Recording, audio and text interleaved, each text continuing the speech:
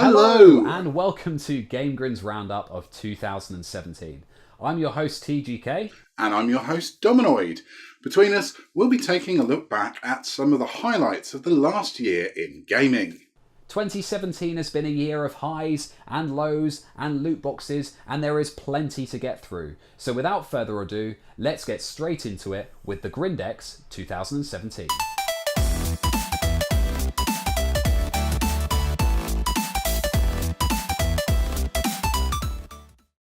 The year started, as years tend to do, with January, and it was in this month which the Thargoids started to reappear in Elite Dangerous. This famous race were in the original games, but there was no concrete evidence of the species' continued existence until they made contact in the multiplayer title in January, with more sightings and engagement throughout the year. Also in Elite Dangerous, the Fuel Rats, essentially the in-game equivalent of the RAC, staffed entirely by volunteered players, were celebrating their 20,000th rescue. Another popular space title, Sirius Online, made headlines with its triumphant return to Steam after many months of absence.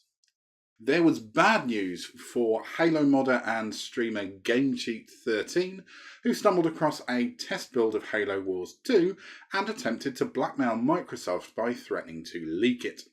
The American giant promptly banned the player and his Xbox, putting a swift end to it and resulting in a heartfelt apology from GameCheat, who seems to be active again at the time of recording, so presumably got his account back with just a little bit of grovelling. Now, Nintendo made waves in January with the declaration that their recently announced hybrid console, the Switch, was set to launch in just a few short weeks. At a January Nintendo Direct event, the company announced hardware details, worldwide pricing, and a release date in March, giving eager fans just a couple of months to save up for the successor to the unpopular Wii U. But despite all the hype, very few people expected to see the Switch become a success. More on that later, though. February was a month with pretty much nothing going on, as everyone was just trying to work out how they could afford a Nintendo Switch after Christmas. But one company that did have us going completely wild was Sony with their update to the PlayStation 4 version 4.5. Not only did it allow for custom wallpapers on the PlayStation 4's homepage, but it also offered an entirely overhauled notification menu that was not only revolutionary for the time, but subsequently won Sony the Best Use of Firmware award at the Game Awards 2017. It was presented to Knack on stage, who really enjoyed the event, a truly touching moment. March saw the second anniversary of the co-op title Helldivers arrive. Now, nobody at GameGrin Towers cared except Cello, but we let him talk about it in the news because he threatened to hold his breath until he passed out if we didn't. With Nier Automata, Breath of the Wild, Mass Effect Andromeda and Little Inferno all being released, it would be easy to think that the first month of spring was all about the software. But no, it also saw the release of the console formerly known as the NX. And to tell us all about this, we have a special guest. Hello, I'm Dominoid's brother Sven. He let me out of the cupboard to present some of the special segments this year, so I'll be talking to you about the Switch. When Nintendo announced the release date for the Switch back in January, it was seen as something of an admission of failure for the Wii U. When it arrived, stores sold out and everyone wanted to play Breath of the Wild, and there was some hope.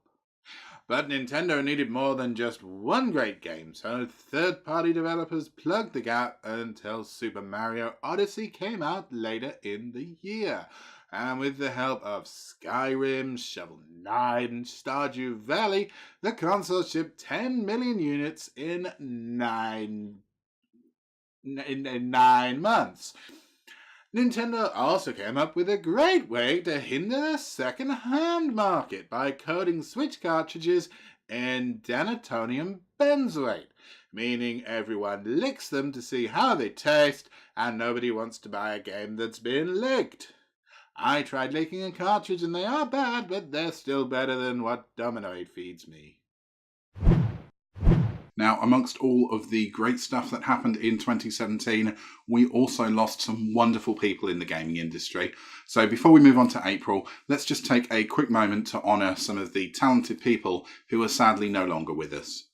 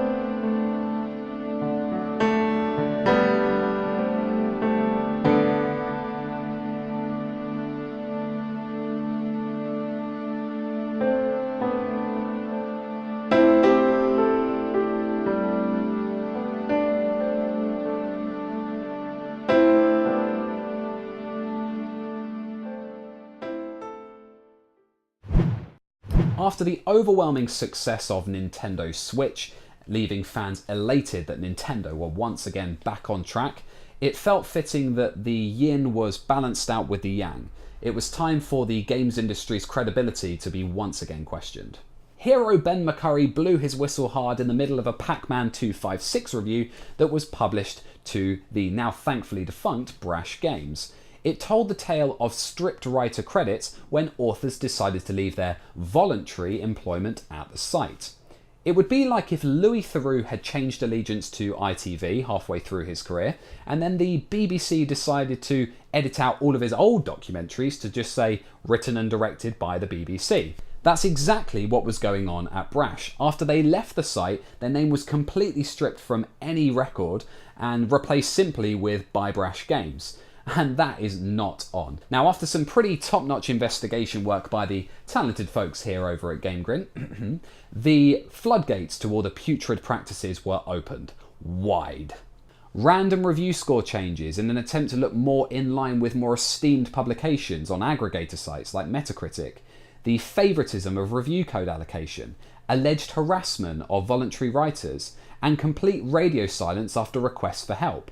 And whether Brash Games' founder, Paul Ryan, even is who he says he is, it was a monumentally stupid and disappointing affair that showcased the worst of an industry that was already, albeit not exclusively, marred with controversy.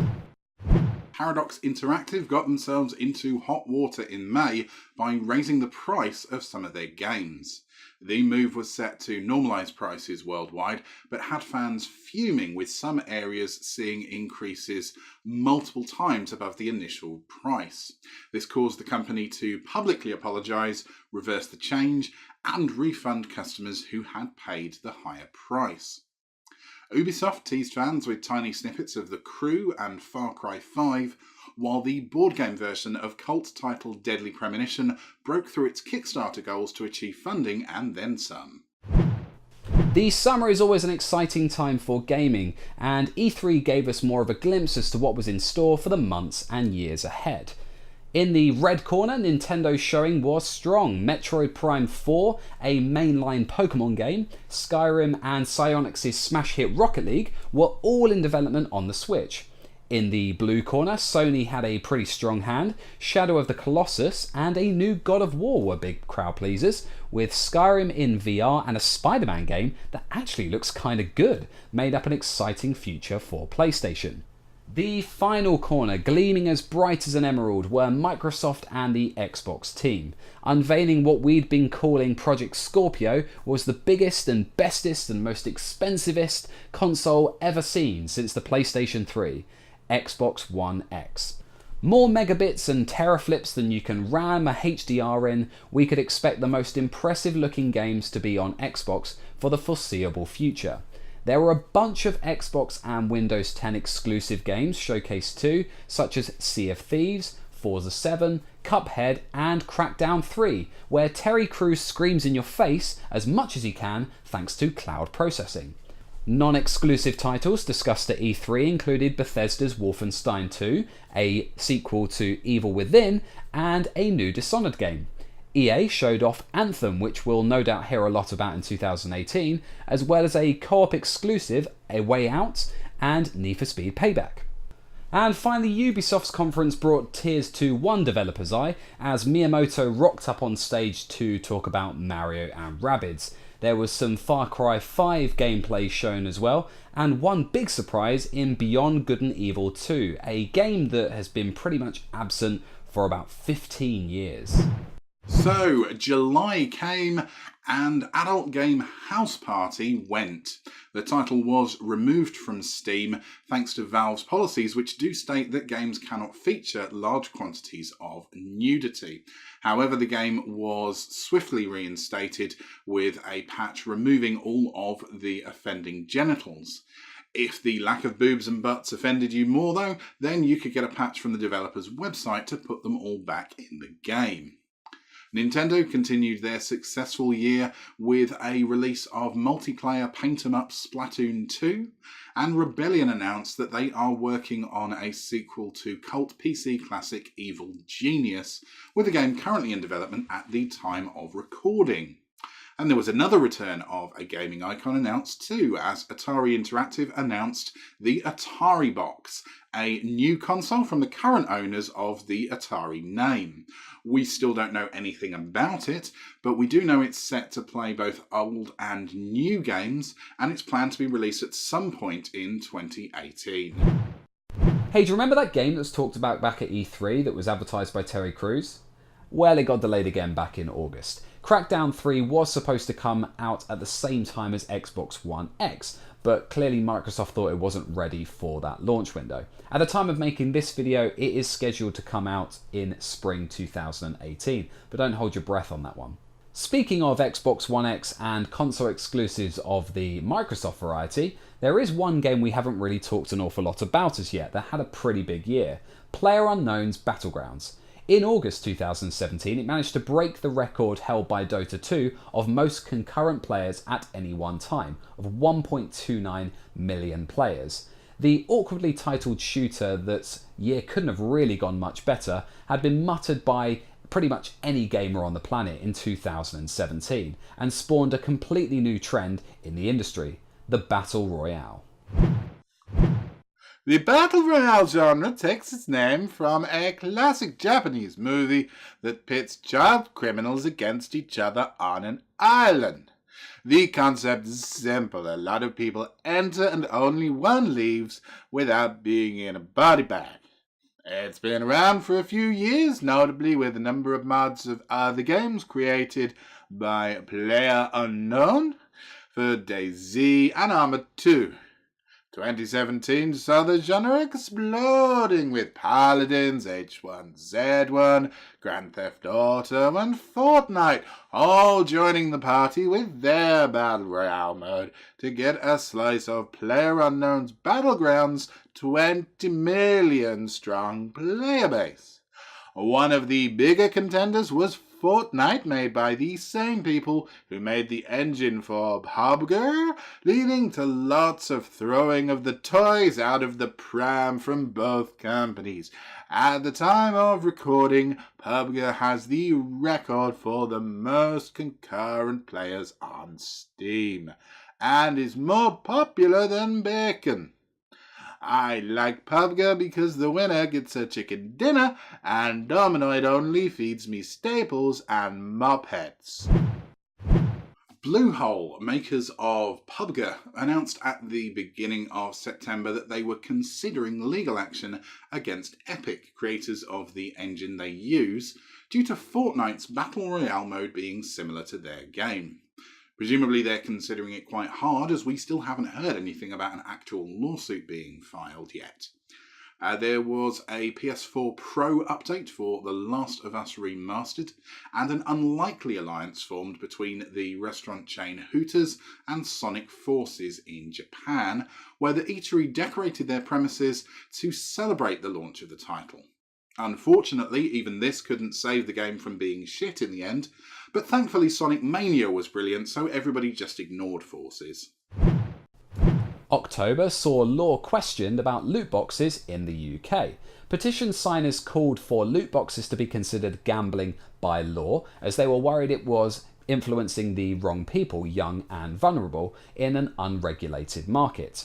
The Gambling Commission actually issued a statement back in November saying, no, it's not quite gambling because you can't sell the loot boxes.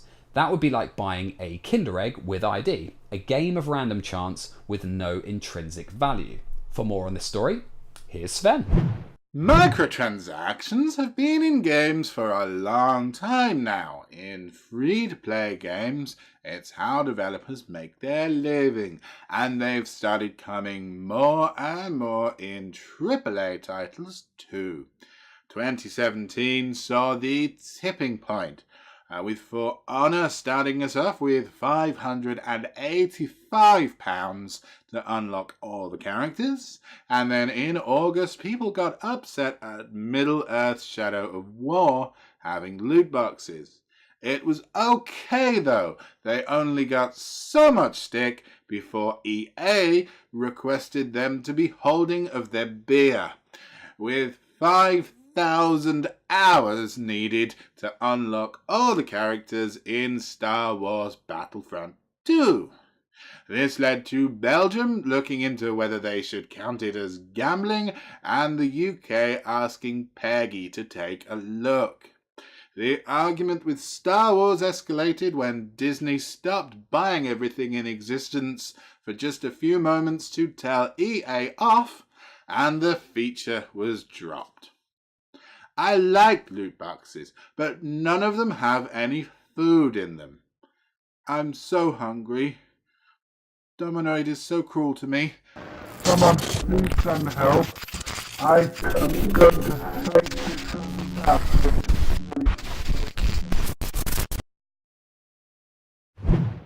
November was all about the sales, with Steam having their autumn sale, Grand Theft Auto Online, Sony, Xbox, and even Fanatical having sales for Black Friday. Speaking of black things, Black Mesa had to push back the launch of Zen once again, as it's proving a bit more difficult than initially anticipated.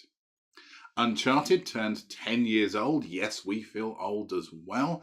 And whilst we've seen the last of Nathan Drake in the series, that didn't stop Sony giving us a new spin-off title in the form of Uncharted Lost Legacy, starring Chloe Fraser, previously a supporting character in the series.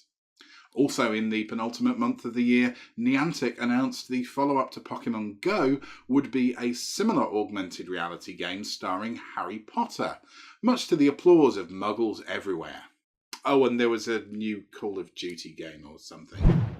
We fall into December 2017 with Jeff Keighley's The Game Awards, reminding us that yes, Nintendo have pretty much wiped the floor with everyone this year, winning Best Game Direction for The Legend of Zelda Breath of the Wild, which obviously won Game of the Year. Even Metroid Samus Returns managed to pick up an award on the 3DS. Oh, and Mario Odyssey as well, how could I forget? Oh, and Mario & Rabbids as well, that won an award. But there were some big losers. Horizon Zero Dawn and Destiny 2 had 6 nominations each, and they won nothing. No wins. No wins. They call me that on PlayerUnknown's Battlegrounds. No wins. In any case, no matter what games won an award or what consoles won an award, we have been royally spoiled with the games that have been released in 2017. Surely 2018 couldn't be anywhere near as good, could it? Well, I certainly hope so. Of course, you can see it unfold by following both of us on this very channel over 2018. We'll be back with more awesome content in 2018, so don't forget to show us your thumbs either up or down to tell us what you think. Subscribe to make sure you're the first to know about our most recent content, and chuck down your highlights of 2017 in the comments section below. We would love to read them. That is all for now though, and we shall be back very soon. But thanks for watching, and until next time, game on.